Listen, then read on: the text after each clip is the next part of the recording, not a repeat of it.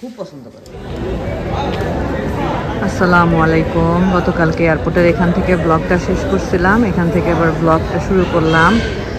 এই যে আস্তে আস্তে আমরা এখন প্লেনে উঠবো। না আমার পাসপোর্ট তোমার কাছে, বোর্ডিংটা দেখো। এই তো ফেলে দিছো। আমারটা ফেলছো না? নিশ্চয় আমারটা ফেলছো। যাক বাসলা, আমারটা ফেললে খবর ছিল তোমার।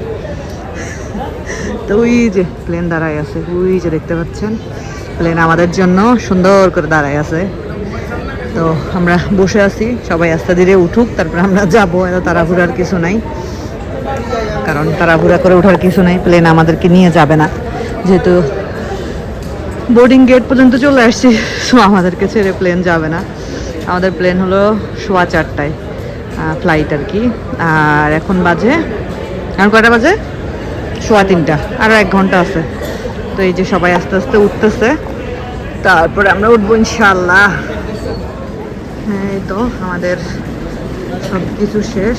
এখন আমরা আস্তে ধীরে যান, আস্তে ধীরে যান, মানুষের যাইতে দেন আগে।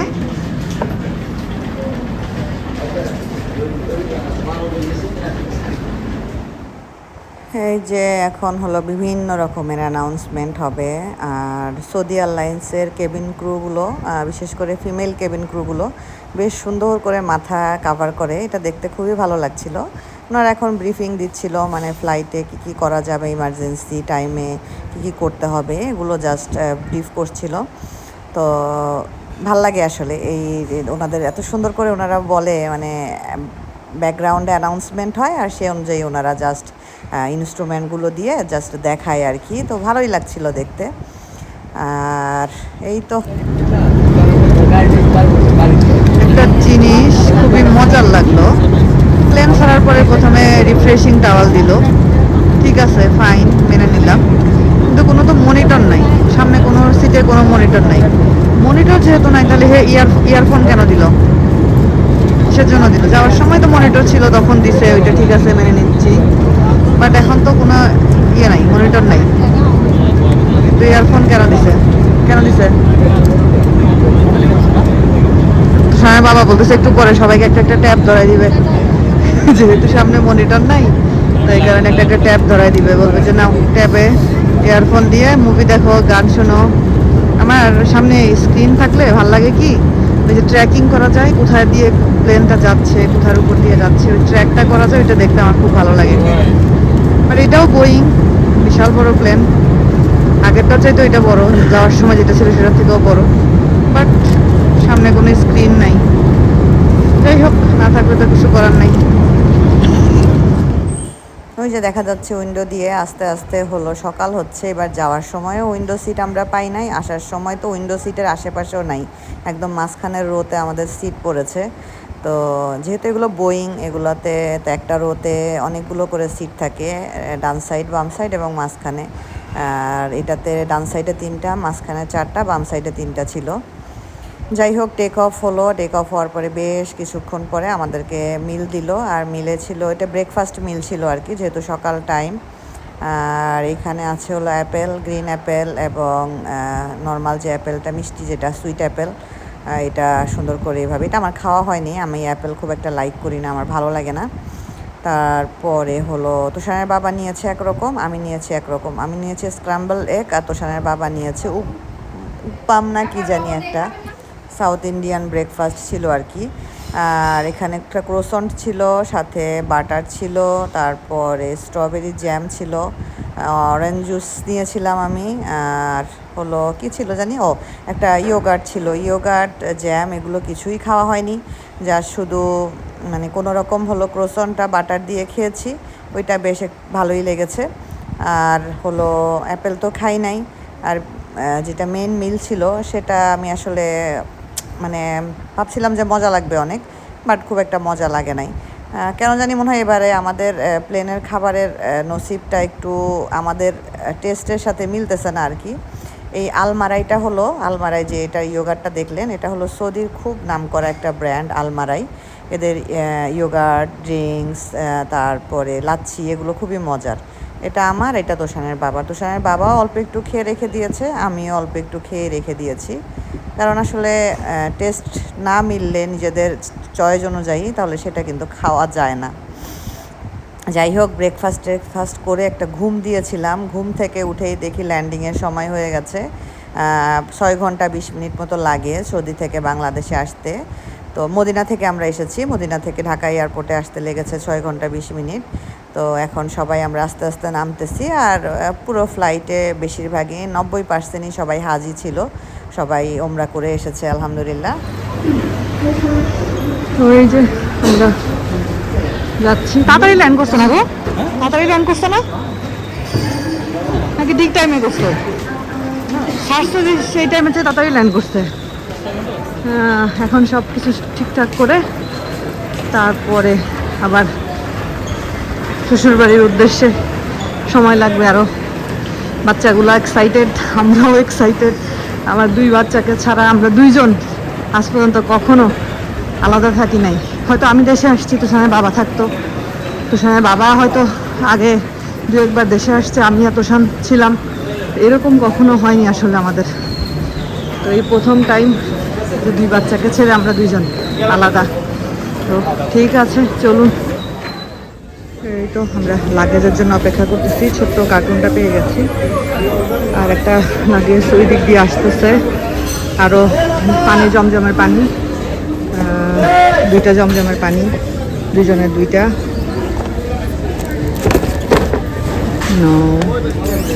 জমজমের পানিতে নাম লিখে দিছিলাম, দেখতে হবে আর কি, এখন খুঁজে বের করতে হবে আর কি কি অবস্থা। এই যে একটা করে আসতেছে, যে সব আসতেছে। এদিকে একটা লাগেজ আসছে, এটা নিতে হবে।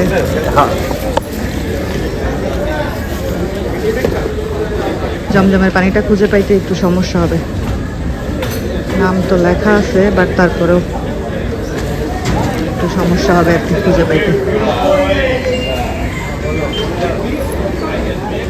আর অনেক বড় ফ্লাইট তো, লাগেজও অনেক, তাই না? ওই যে আসতেছে, একটার পর একটা আসতেছে।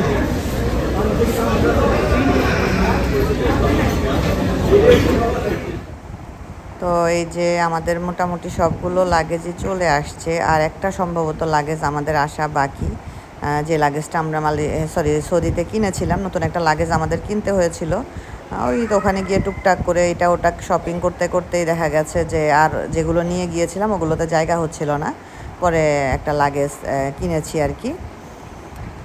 তো এই যে এই লাগেজটাই বাকি ছিল, চলে আসছে। আমরা সব নাম টাম লিখে নিয়েছিলাম এয়ারপোর্টেই, আর সবই সুন্দর মতো চলে আসছে। পানির বোতলগুলো এখন অনেকের আসে নাই, সবাই ওয়েট করতেছে, বিশেষ করে জমজম পানির জন্য। খুবই কষ্ট লাগছিল আসলে, জমজম পানি ইচ্ছা করলে আপনি যত খুশি তত আনতে পারবেন না।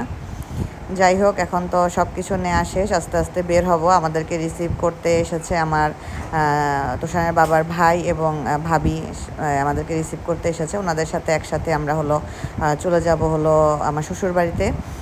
যদি ওনারা ক্যামেরা ফ্রেন্ডলি না, আর আমি আসলে সবার প্রাইভেসি মেনটেন করি, সো আমি হয়তো ওইভাবে ব্লগিং করবো না, কারণ আমি এটা খুব মেনটেন করি। এটা আমার কাছে মনে হয় প্রত্যেকটা মানুষের সব কিছুকে প্রাধান্য দেওয়াটা উচিত। যাই হোক, আমরা বাসায় চলে এসেছি অনেকক্ষণ। আমি রাত্রেবেলা আমাকে পাগল করে ফেলছে, কারণ ওর জন্য একটা উট কিনছিলাম, ওইটা আম্মু দাও দাও দাও, আমার এত টায়ার্ড লাগছিল, আমি ভাবছিলাম যে আর খুলবো না লাগেজ রাত্রেবেলা। তো এটা তুষারের বাবার এহেরামের কাপড়, এটা সুন্দর করে ধুয়ে টুয়ে আমি সাথে করে নিয়ে যাব ইনশাল্লাহ। আর এখানে তাবিবের কিছু জিনিসটা বের করে দেওয়ার জন্য আমার লাগেজটা খোলা, না হলে আমি কালকে সকালে হয়তো লাগেজটা খুলতাম। এই তো তাবিবের জন্য এটা এনেছি। এখানে একটা ভিতরে ব্যাটারি দেওয়া আছে, ব্যাটারিটা অন চাপ দিলে আল্লাহুম্মা লাব্বাইক আল্লাহুম্মা ওইটার সাউন্ডটা আসে আর কি। তো এই যে মিস্টার তাবিব সাহেব তোষান সাহেব আমাদেরকে পেয়ে খুবই হ্যাপি আলহামদুলিল্লাহ। তাবিব তো খুবই এক্সাইটেড, খুবই এক্সাইটেড। এখানে টুকটাক কিছু গিফট এনেছি। এটা একটা তোপ, তোষানের একটা, আর তোষানের কাজিনের একটা। তারপরে বোরকা টোরকা টুকটাক সবার জন্য কিছু গিফট এনেছি। আবার সবাই আমাকে কিনতেও দিয়েছিল, সেগুলো যার যারটা তাকে বুঝাই দিব। আর পরে ইনশাল্লাহ যে তোষান, ইনশাল্লাহ আবার আপনাদের সাথে কথা বলবো। কালকে যে আসছি শ্বশুরবাড়িতে এসে আর কোনো কিছু আসলে ভিডিও করার সময় হয়নি, কারণ অনেক ব্যস্ত ছিলাম, জার্নি করে আসছি, খুবই টায়ার্ড ছিলাম। তো আজকে দুপুরবেলা আমার ননাসের হাজব্যান্ড আসছে, মানে দুলা ভাই আসছে। আপু আসতে পারে নাই, আপু ইনশাল্লাহ পরে আসবে। ভাইয়া আছে, ভাবি আছে। তো এখানে হলো আজকে দুপুরে রান্না বান্নাগুলো একটু দেখাই। রূপচাঁদা মাছ, পোলাও খাবো আমি আর ভাবি, এখন খাবো। সবার খাওয়া শেষ, আমি টুকটাক কাজ করতেছিলাম। ওই যে যার জন্য যা যা আনা হয়েছে এগুলো সব দিচ্ছিলাম, ওগুলো আসলে ভিডিও করার সময় হয়নি। সবজি করছে মা, এখানে রোস্ট আমি রান্না করছি, তারপরে শসা, গরুর মাংস আছে, আনতে হবে, বাড়বো, বেড়ে এখন খাইতে বসবো। আমি তো সেই দুপুরবেলা আপনাদের সাথে একটু শেয়ার করছিলাম যে শ্বশুর বাড়িতে কি রান্না বান্না হয়েছে। এরপর থেকে আমার আর কিছুই শেয়ার করা হয় নাই। আমরা রেল স্টেশনে আসছি, ট্রেনে উঠছি, ট্রেন থেকে নামলাম, ভাইয়া আমাদেরকে নিতে আসলো। এখন বাজে রাত কয়টা, 3:45 মনে করেন, রাত 3:45। আমি হলো আমার যা ভাসুর ওনাদের সাথে আমি আসছি আর কি। আমি এখানে নেমে গেলাম, ওনারা ওনাদের জায়গায় চলে যাবে। তো ভয় নাই বুঝলা, আমি আর তোষান আসছি আর কি। তুহিনও আসে, মানে তোষানের বাবাও আসে নাই, তাবিবও আসে নাই। আমি আর তোষানই আসছি। তাবিবকে নিয়ে আসি না ইচ্ছা করে, কারণ ওর ঠান্ডা আছে, ঠান্ডাটা লাগছে, জার্নি টার্নি ওর এখন নিতে পারবে না। আর ওর বাবা আছে যেহেতু বাবার কাছে থাকবে। আর তোষানের বাবা আসতে পারে নাই, কারণ হইলো আমরা তো মালয়েশিয়া থেকে আসার পরই আমরা বাড়িতে আসছিলাম। তারপরে বাড়ি থেকে যাওয়ার পরের দিনই আমরা সৌদিতে চলে গেছি। আমাদের সৌদিতে আমাদের থাকার কথা ছিল 10 দিন, কিন্তু সেইখানে আমাদেরকে থাকতে হয়েছে 15 দিন, কারণ আমাদের সৌদিতে গিয়ে টিকিট চেঞ্জ করার কথা ছিল। আমাদের যে এজেন্সি ওনারা বলছিল আপনারা এখন 15 দিনের টিকিট করে দিচ্ছি, আপনারা সৌদিতে গিয়ে টিকিট চেঞ্জ করতে পারবেন। কিন্তু ওইখানে আমরা সৌদি এয়ারলাইন্সের অফিসে গেছিলাম, কিন্তু আমাদের টিকিট চেঞ্জ হয় নাই। এটা নাকি সম্ভব না। এটা আমাদের টিকিট চেঞ্জ করতে গেলে আমাদেরকে যে গ্রুপের সাথে পাঠাইছে সেই পুরো গ্রুপের সবার টিকিট চেঞ্জ করতে হবে। এই কারণে আমাদের জন্য তো তারা তো তাদের ডেট কমাবে না, তারা তো 15 দিনে থাকবে। এই কারণে আমাদেরকে লম্বা একটা সময় ওইখানেই থাকতে হয়েছে। তো এখন তোষানের বাবা যদি আবার আমার সাথে এখানে আসে, তাহলে তোষানের বাবা আমার সাথে থাকা হবে না। তো এই কারণে তোষানের বাবার শরীরটাও ভালো না, আবার জ্বর আসছে, হাঁটুতে ব্যথা, কারণ এখানে গিয়ে প্রচুর হাঁটতে হয়েছে। এমনও দিন গেছে ভাই আমরা 22,000-23,000 স্টেপ হাঁটছি, এরকম দিয়ে বেশিরভাগ এরকম গেছে যে 22,000-23,000 স্টেপ আমাদের হাঁটতে হয়েছে। পাহাড়ে ওঠার জন্য না, ওই যে ধর মক্কা মদিনাতে ওইখানে নববীর একটা গেট থেকে আরেকটা গেটে, আরেকটা গেট থেকে আরেকটা গেটে, আজকে এখানে জায়গা পেলাম না, আরেক জায়গায় যায় পড়তে হবে নামাজ, প্রচুর ইয়ে। আর তাওয়াফের সময় দূরত্ব, তারপরে তাওয়াফ করা, তারপরে সাফা মারোয়া যখন ইয়ে করছি, এই সাফা মারোয়া 7 বার করতে গেলে তো 1 ঘন্টা লাগে। তো অনেক, হ্যাঁ সব শুধু বামে, আর নাই বাবার রাস্তা নাই, ঠিকই আছে। তো এই কারণে তুষারের বাবাকে আমি বললাম থাকা দরকার নাই, তুমি আপা আমার সাথে থাকো, কারণ বাবা মার সাথে তো আমাদের চলে যাওয়ার টাইম চলে আসছে।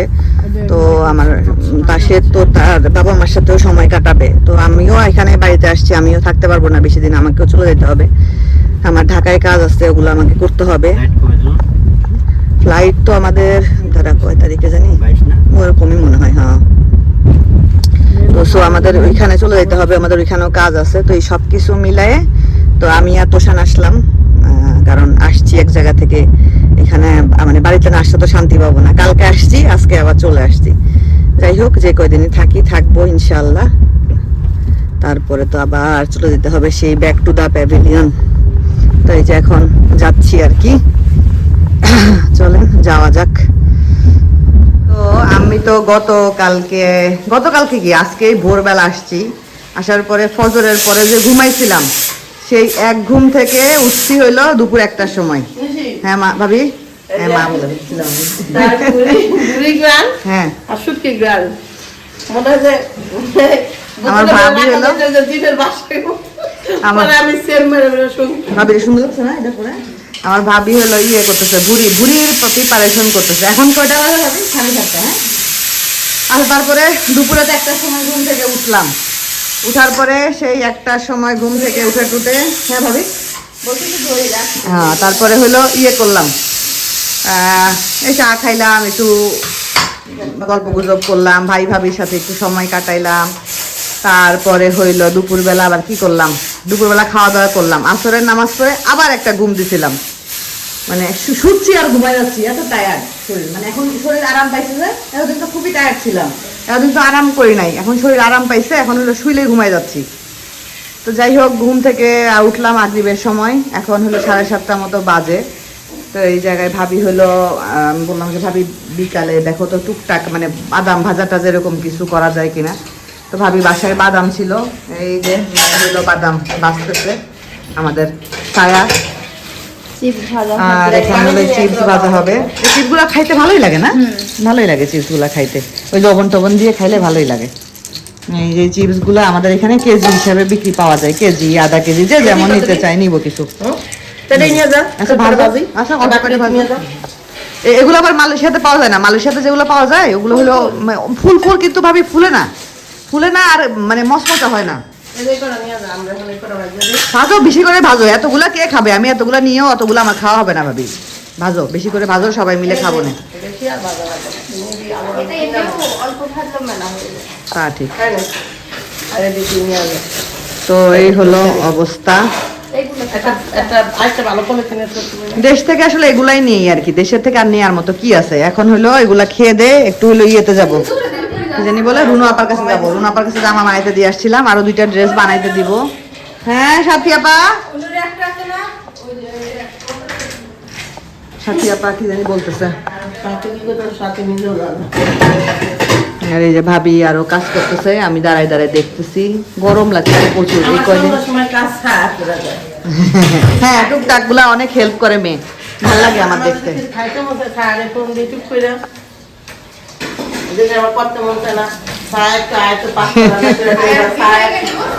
ছায়ার বিয়ে হয়ে গেলে হ্যাঁ বেশি কষ্ট পাবে।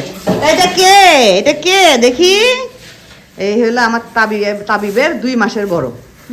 তাবিবেরও 26 তারিখে জন্মদিন, ওরও 26 তারিখে জন্মদিন। এই যে সেপ্টেম্বরে 26 আর তাবিবের নভেম্বরে 26। ভাল লাগে আমার ওরে। খালি বাচ্চারা কিছু খাওয়া কে খাইলো? আমরা সবাই খাইলাম, হ্যাঁ চকলেট খেলাম, বিস্কিট খাইলাম। ও দেয়নি?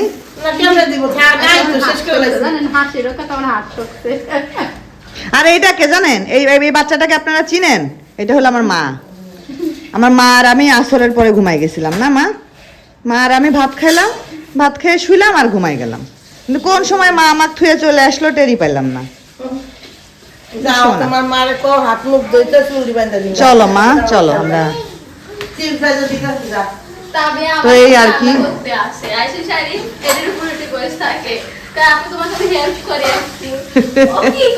ও আসছে আমাকে মেহেদি দিতে। আমি গতবার মানে যাওয়ার আগে বলে গেছিলাম আমি মেহেদি দিব, আসছে এসে বলতেছে যে আন্টি মেহেদি দিবেন না? আমি পরে দিব বাবু, গরমে ভাল লাগতেছে না।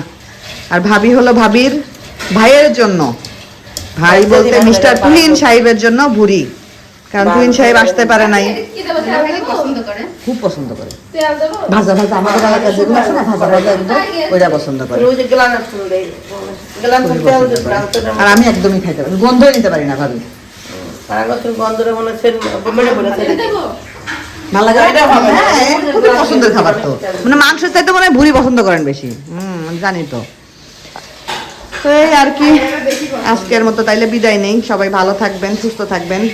ব্লগেও সময় দিতে পারতেছি না, টায়ার্ড লাগতেছে আসলে অনেক, বেশি জার্নি হয়ে গেছে আমার। আল্লাহ হাফেজ।